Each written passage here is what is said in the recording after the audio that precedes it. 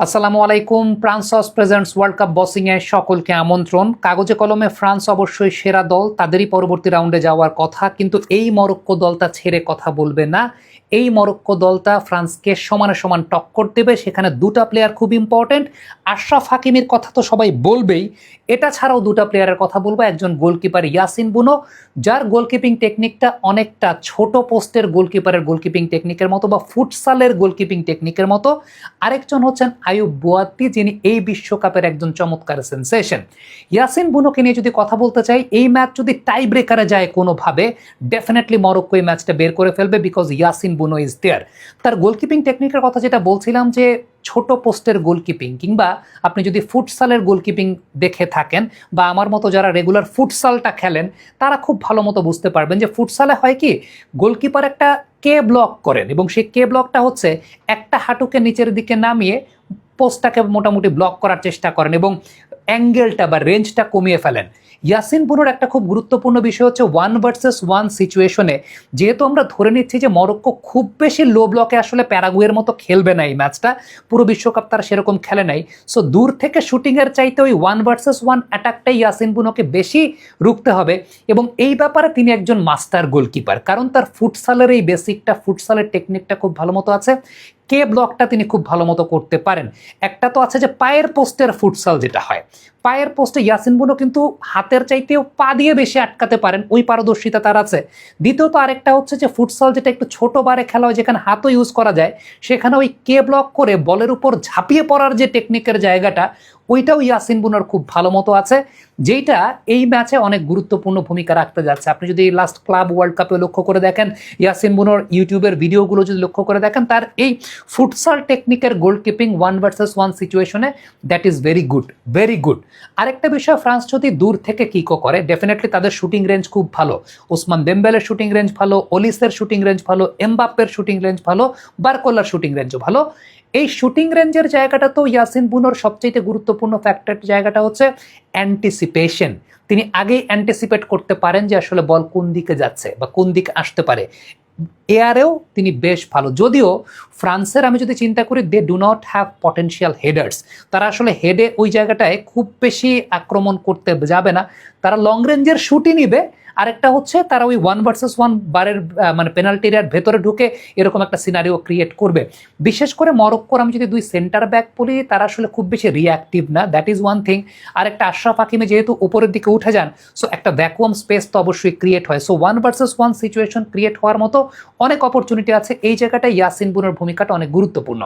এবারে penalty shoot আউটের কথা যদি বলি, দেখেন প্রত্যেকটা পেনাল্টি শুট আউটের ক্ষেত্রে একটা খুব সেফ জোন থাকে, কোথায় জানেন?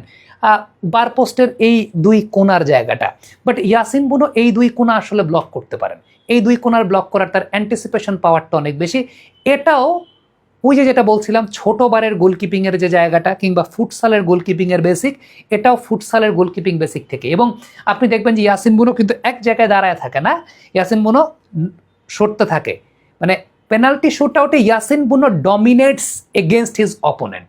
তার অপোনেন্টের এগেনস্টে ইয়াসিন বুনো ডমিনেট করতে পারেন। That is the most important thing, যেটা এই ম্যাচে মরক্কোকে অ্যাডভান্টেজ দিবে। এবার আয়ুব বুয়াদ্দির কথা যদি আমি বলি, আয়ুব বুয়াদ্দির ক্ষেত্রে সবচেয়ে ইম্পর্টেন্ট যে ব্যাপারটা, সেটা হচ্ছে প্রাণ সসের মাখামাখি টেস্ট নুডলসকে করে তোলে আরো ইয়ামি, আরো জোস। প্রাণ সস, সসের বস। আপনি দেখবেন যে মরক্কো আসলে দুই ধরনের ফরমেশনে খেলে। একটা ফরমেশনে আয়ুব বুয়াদ্দি রাইট সাইডটার যে জায়গাটা, ওই রাইট সাইডের জায়গাটাকে অনেক বেশি মাত্রায় ওভারলোড করে ফেলেন। ওই ফরমেশনটা যদি আমরা বলি 3-2-4-1, এই জায়গাটায় আয়ুব বুয়াদ্দি ডান দিক থেকে খেলেন এবং আইনাওয়ি তিনি বাদিক থেকে খেলেন, এবং এই সময় ডান পাশে একটা ওভারলোড ক্রিয়েট করে আশরাফ হাকিমি সেই জায়গায় আছেন, ব্রাহিম দিয়াজ আছেন। এটা একটা পটেনশিয়াল অ্যাটাকিং সিকোয়েন্স সেক্ষেত্রে মরক্কোর ক্ষেত্রে, এবং এই জায়গাটায় খুবই ডেঞ্জারাস। আর আরেকটা ফরমেশন যেটা আছে, যে জায়গাটায় আয়ুব বুয়াদ্দি একা নিউক্লিয়াস বা সেন্ট্রাল পজিশনে চলে যান, ওই জায়গাটায় আইনাওয়ি তিনি সামনের দিকে চলে যান। এটা সবচাইতে ইম্পর্টেন্ট ব্যাপার থাকে, যে কমপ্লিমেন্ট করার জায়গাটা।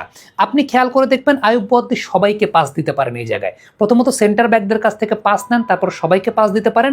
এই জায়গাটাই মরক্কো সবচাইতে ডেঞ্জারাস ট্রানজিশনাল প্লেয়ের সময়, কারণ আয়ুব বোয়াদ্দিকে ঘিরে তাদের অ্যাটাকটা এরকমভাবে থাকে বা প্লেয়াররা এরকমভাবে থাকে, খুবই ক্লোজ রেঞ্জ, এবং প্রত্যেকটা পজিশনে আপনি দেখবেন যে আয়ুব বোয়াদ্দি পাস দিয়ে বেরিয়ে যাওয়ার মতো অপশন আছে, কারণ প্রত্যেক প্লেয়ার তাকে কমপ্লিমেন্ট করে। তার এত কাছাকাছি, সেন্টার ব্যাক বলেন, অন্যান্য প্লেয়াররা বলেন, সবাই এত কাছাকাছি তার সঙ্গে অবস্থান করেন যাতে তিনি একটা পাস দিয়ে জায়গা করে বেরিয়ে যেতে পারেন। ফ্রান্সের যেহেতু আমি বলছি যে দুজন মিডফিল্ডার থাকেন, তার মধ্যে আমরা আজকে জানি যে চুয়ামিনি স্টার্ট করতে পারছেন না, so that is very important যে আয়ুব বোয়াদ্দি সেই জায়গাটা থেকে, ওই মাঝের ওই জায়গাটা থেকে, যেহেতু পাসিং সিকোয়েন্সটা তাদের খুব চমৎকার, মানে তার খুব কাছাকাছি থেকে তাকে কমপ্লিমেন্ট করার চেষ্টা করেন অন্য সবাই, so that is going to be a very vital thing যে এই জায়গা থেকে আয়ুব বোয়াদ্দি কতটুকু পটেনশিয়াল জেনারেট করতে পারছেন বা কতটুকু পটেনশিয়াল জেনারেট করতে পারেন। আরেকজন প্লেয়ারের কথা আমি সেই জায়গাটায় বলবো, তিনি হচ্ছেন আইনাওয়ে। তার ফ্লুইডিটি চমৎকার, তিনি সামনে পেছনে সব জায়গায় খেলতে পারেন এবং ওই সিকোয়েন্সটা খুব ভালো, ফ্লুইডিটির সিকোয়েন্সটা খুব ভালো মেনটেন করতে পারেন। আমি আপনাদেরকে আয়ুব বোয়াদ্দি এবং ডান দিক থেকে তাদের অ্যাটাকের একটা ফ্লুইডিটি দেখাতে চাই। ঠিক এই মুহূর্তে আপনারা যে ছবিটা দেখছেন, এইখানে আসলে প্লেয়ারদের যে অবস্থানটা আছে, ব্রাহিম দিয়াজ যেখানে আছেন, হাকিমি যেখানে আছেন, আয়ুব বোয়াদ্দি যেখানে আছেন, পরের ছবিটা যদি আমি আপনাদেরকে দেখাই, এইখানে খেয়াল করে দেখবেন যে সিকোয়েন্স কিন্তু মিলে না, অর্থাৎ ফ্লুইডিটিটা কিন্তু চমৎকার। সো রাইট সাইডে ওভারলোডিং এর এই জায়গাটাতে Ayoub Bouaddi, Achraf Hakimi, Brahim Diaz, they can be very deadly.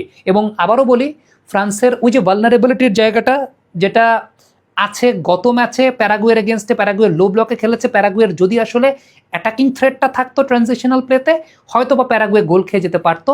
আর এই টিমটার, মরক্কোর এই টিমটার সবচেয়ে সুবিধা হচ্ছে without the ball they are very comfortable, এবং উইদাউট দ্য বল কমফোর্টেবল থাকা এবং সেই সঙ্গে ট্রানজিশনে তাদের এইরকম পটেনশিয়াল থ্রেট থাকাটা এই ম্যাচে আসলে মরক্কোকে ফ্রান্সের সঙ্গে টক করে লড়াই দিতে সহায়তা করবে। আবারও বলি, France is the better potential team, but যদি মরক্কো যেতে অবাক হওয়ার মতো কোনো কিছু নাই।